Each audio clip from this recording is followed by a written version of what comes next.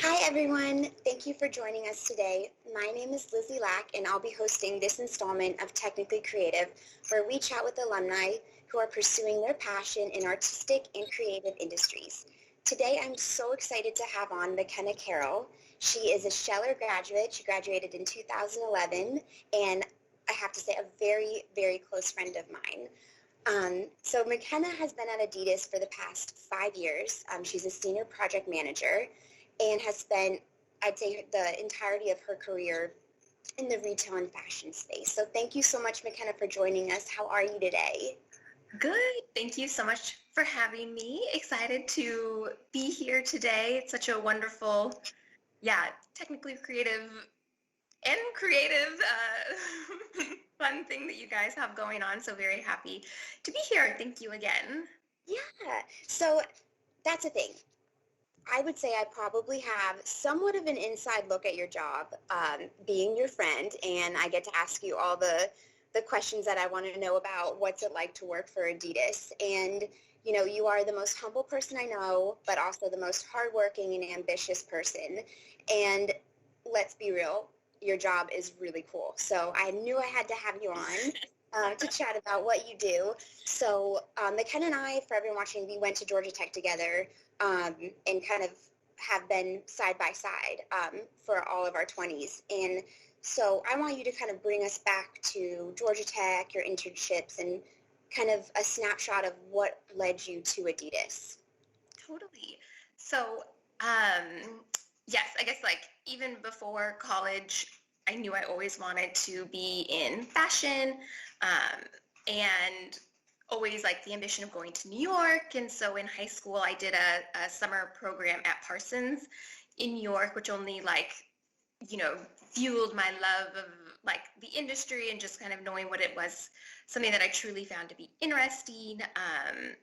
And the idea that you can have a career in something that, sparks interest beyond like a typical 9 to 5 mentality was something that I was also very much drawn to. And kind of with that in mind, and then with my parents' guidance of ensuring that I went to school somewhere that like still had, maybe not this full focus on fashion or, but had other balances in the academia, just in case I ever decided that I did want to venture into something else, to ensure that like that door was always open to me.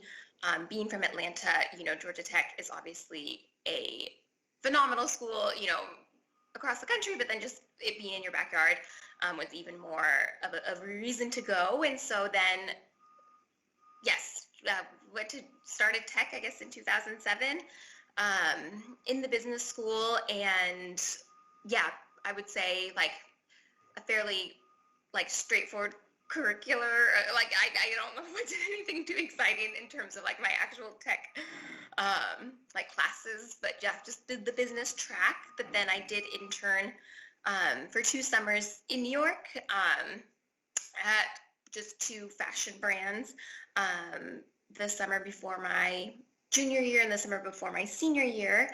And that was, again, just like another taste of like wanting to be in New York and wanting to just pursue this, and definitely maintained and built those relationships.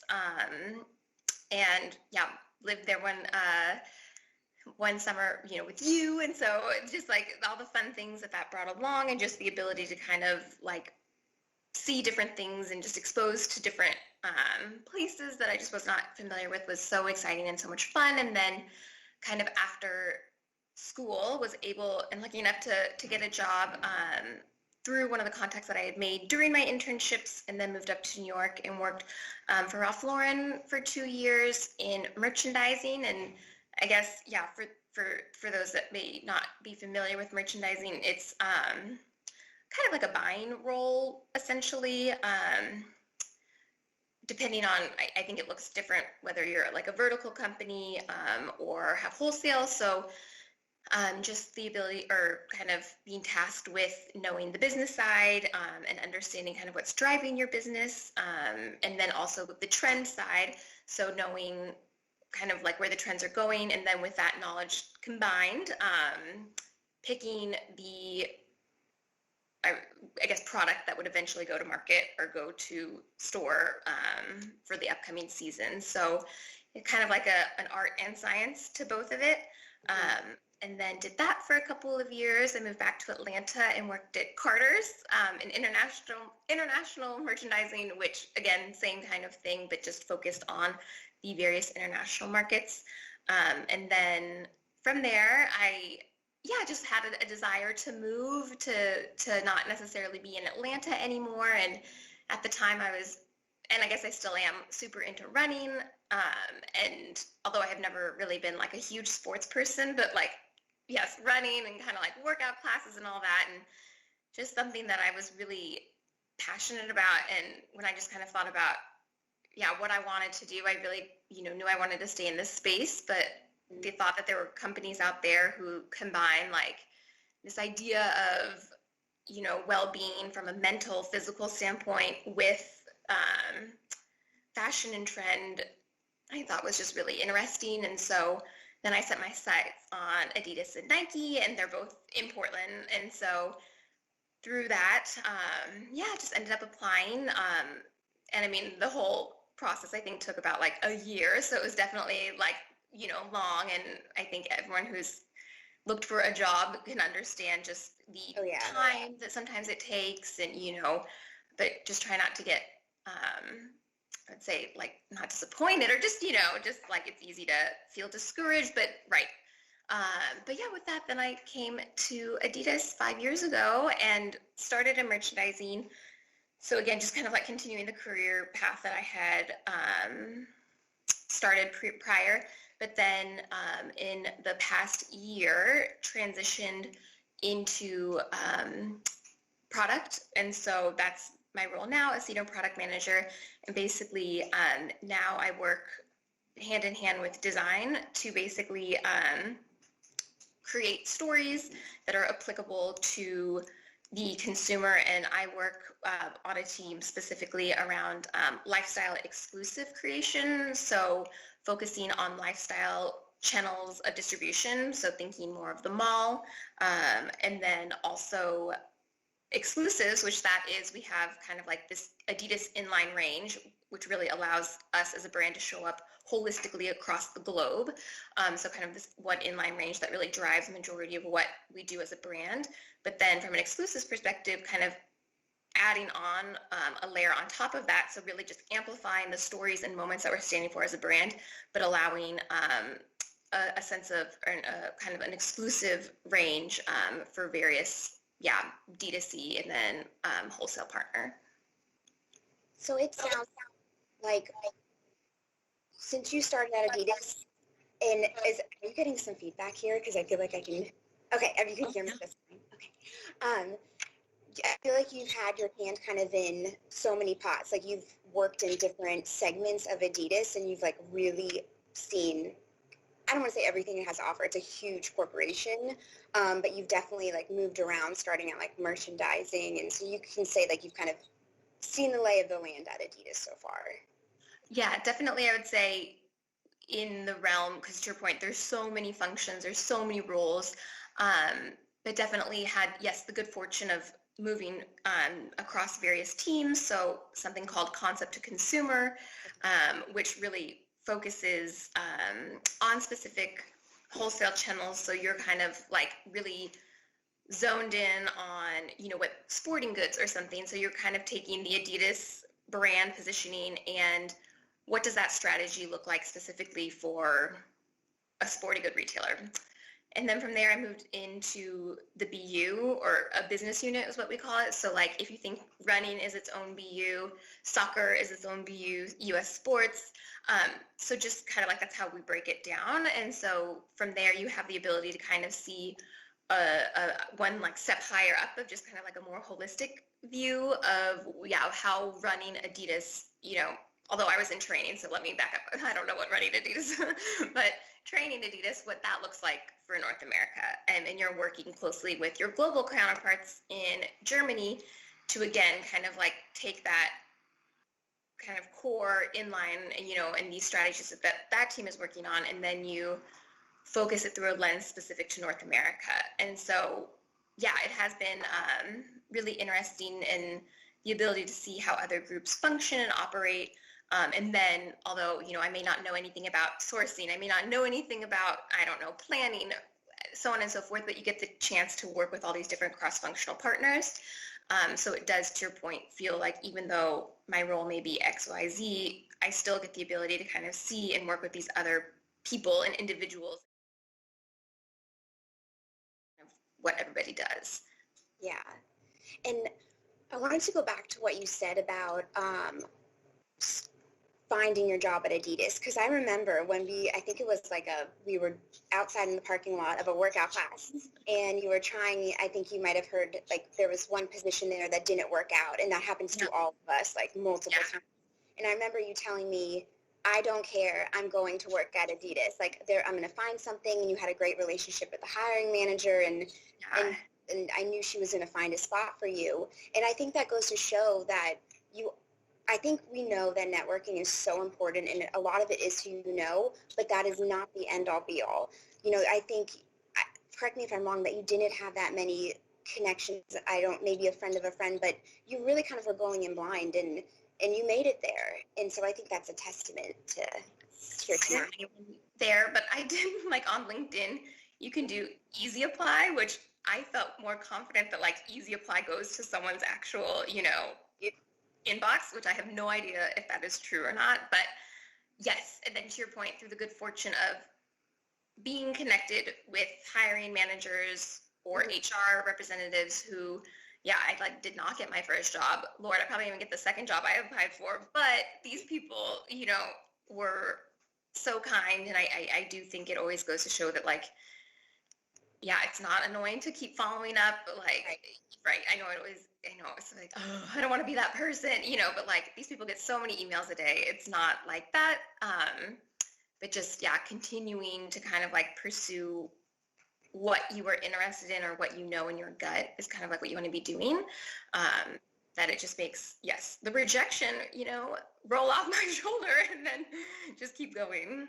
I think that's a good thing for people to think about now, especially coming out, like, of college, especially with COVID happening and jobs. You just have to keep going and just let it roll off your back. And it happens to all of us. Like, we can all say that the rejection has happened, and then you're the perfect example of, I always say that you'll be running Adidas one day. So, so that's, there's always light at the end of the tunnel. So something I want to talk about too is I want to ask you, what is I guess a typical day is not really happening now because we're not going into the office, but if you were, because I always ask you, like, what's Makenna doing today at the office? And so can you kind of walk us through, like, when you sit down at your desk, what does that look like? Yeah, so we do work on a calendar, or, kind of like a cyclical, obviously, cadence, just seasonally. So there will always be a spring, summer, and always a fall, winter. So it is nice that you kind of, like, work in these patterns, but not to say that, like, the day-to-day does not look different. But I guess on a typical day, what do I do? I guess it just kind of depends where we are within the season, but I would say you're kind of juggling always multiple seasons at a time. So I'd say there's always an element of, like, selling information of product that is currently in market. So, like, getting those recaps and kind of digesting and understanding what's going on with product that is currently in the store in terms of, like, the current season that you would be working on. I work very closely and meet a lot with design and development. So making any product updates, reviewing samples. So that is always kind of like a portion of the day of getting feedback, whether it's from, an account or from our D2C counterparts. If there's any tweaks that need to be made, or kind of reacting to anything that may be happening, in the world today that would impact product going forward. And then kind of, always an element also of, like, future planning. So still and again, working from home makes this challenging, but, like, still trying to stay consumer relevant and consumer obsessed with, so whether that, is a lot of time on Instagram, just kind of seeing what's going on from various, sneaker publications, or people that inspire me, or just, trying to like stay on top of it just in a time where you really don't have the ability to be traveling. Yeah. And then just a ton of like, there is always like the like just updating systems, or, like kind of like that housekeeping type stuff. Kind of.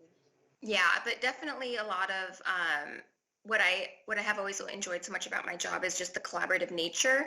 And I would say that of the brand also is like always kind of, and yeah, it's hard because you don't really get that, but just like if you walk up to someone's desk with a shoe and you're like, do you like this? Or, like kind of these things that you don't get anymore, but making an effort or a point to like still loop people in, just getting input where possible. And yeah, just also a lot of meetings. But yeah, I don't know if that helps. Yeah. You gave us such a good snapshot. And I wanted to ask you, I think we have a few photos of shoes you've worked on.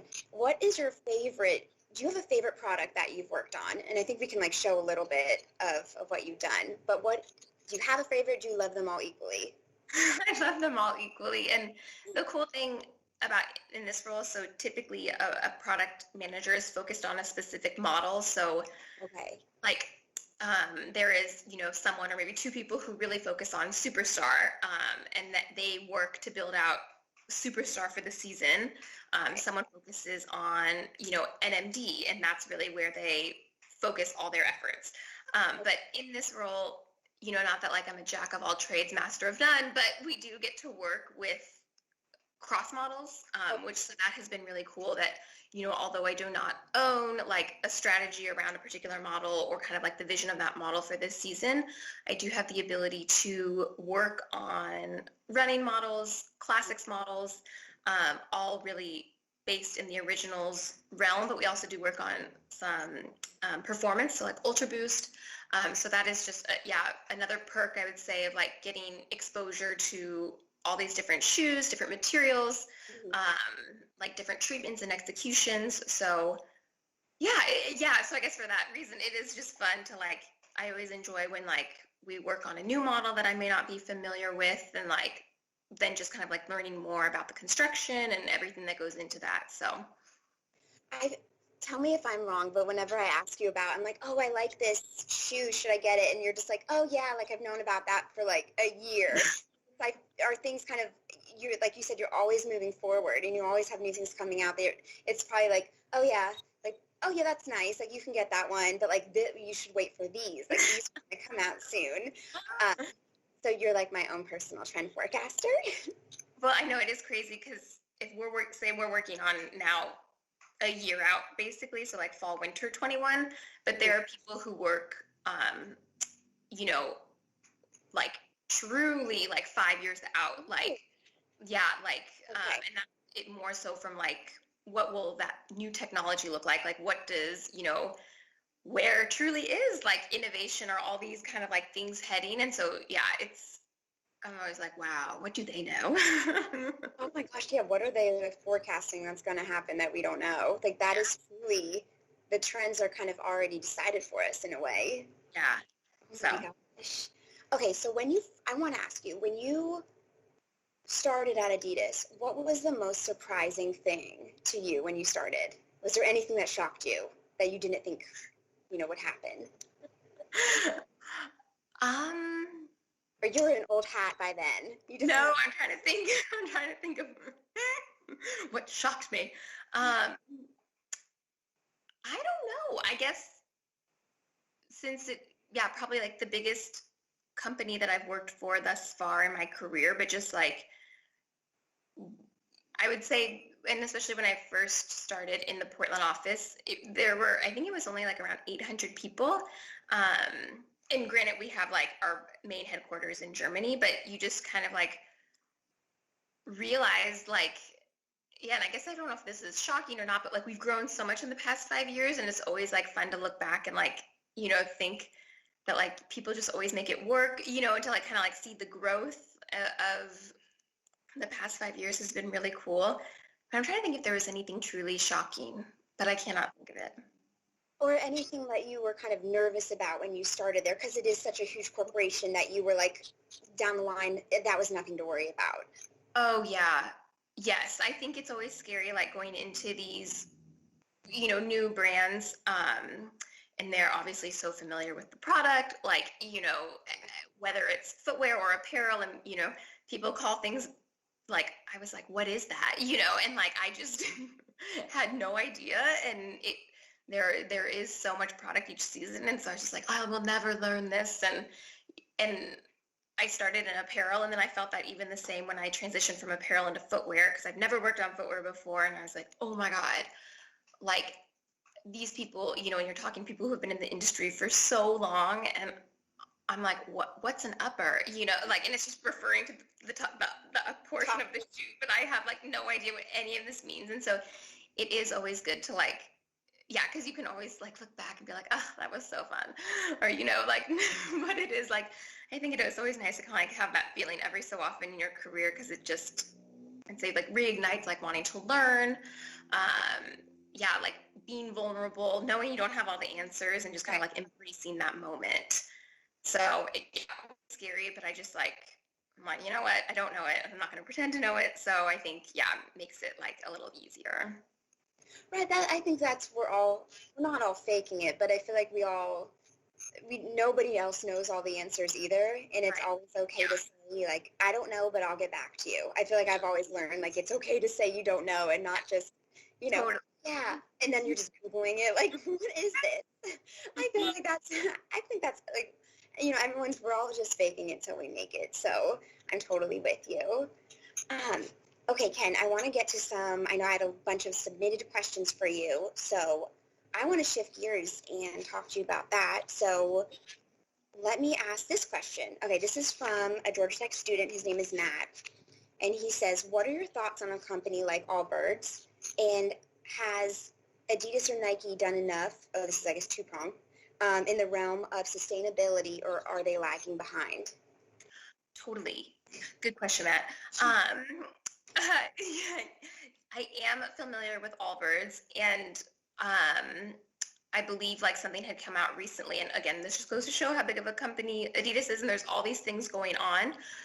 But I think it was announced that Adidas is doing a collaboration with Allbirds. Like what that looks like beyond, I don't know, and I don't think that's like come out. But are we doing enough around sustainability? Obviously, like fashion and retail is a very, wasteful industry just by nature. And I don't think that's like shocking to anybody. I think it's like one of the most, wasteful industries that there are, specifically in the realm of like a fast fashion type world. And, like has Adidas probably been doing enough up until this point? No. And I'm sure, like no other, but to say that like, that is not a priority. It is such a huge priority. And even we've done a partnership with Parlay all around sustainability and sustainable shoes.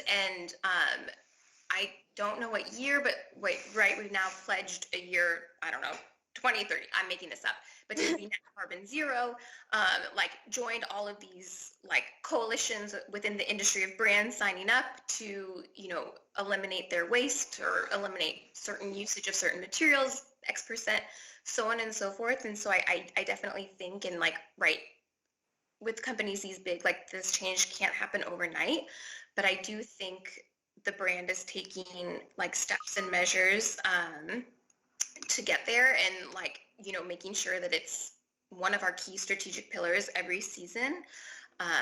We have, shoes that are prime blue, prime green, like all these different ways to make shoes more sustainable. And I would say like, yeah, it's definitely like rapidly on the teams to adapt and to create product more sustainably, excuse me. Well, okay, this leads perfectly into the next question I have from Emily. Hi, Emily, if you're watching. What's your opinion on fast fashion and sustainability in the fashion industry? I feel like I kind of got your opinion, but just outright. Totally. I mean, have I shopped at Zara? Yes. But I do try, I mean, and like every consumer has the ability to vote with their dollars. Like that's right, how you can make a change, or, you yourself can feel like you're doing something in a step in the right direction. And so, with that, in terms of clothing, like trying to buy things that I know will last me a long time, trying to buy secondhand or, whatever it is, I think, and more so that is becoming something that's so important to consumers. So important, yeah, just like looking at the world and like what the greatest challenge or one of the greatest challenges, that faces the next generation, climate change, all these things. And yeah, so definitely like my personal view is that I want to be a part of the solution, not the problem, obviously.